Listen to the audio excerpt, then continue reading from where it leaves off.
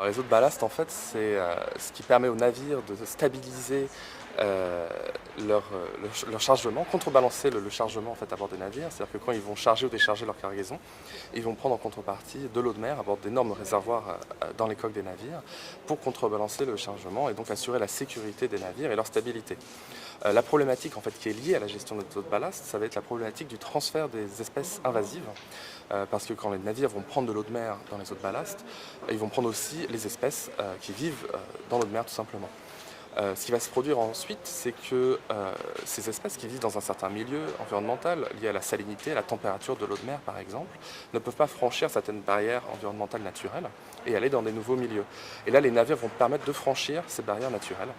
Et les espèces vont se retrouver dans des systèmes où elles vont retrouver leurs conditions naturelles de température, de salinité, mais pas de prédateurs naturels par exemple. Et donc une fois qu'elles ont franchi ces barrières naturelles via le transfert maritime, elles vont pouvoir éventuellement devenir invasives. C'est ça la problématique qu'on a avec de gros problèmes économiques et environnementaux d'impact qui peuvent impacter par exemple la pêche locale ou autre.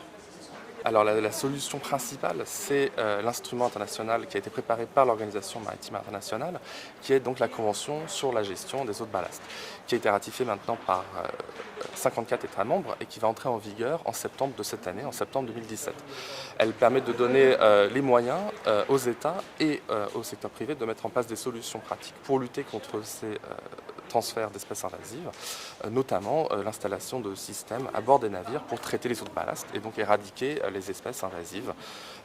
La Convention contient des régulations pratiques sur des systèmes d'exemption ou bien sur des développements de solutions innovantes, par exemple des systèmes de mesure installés dans les ports eux-mêmes, pas forcément à bord des navires. Donc il existe tout un panel en fait, de solutions technologiques pour venir à bout de cette problématique.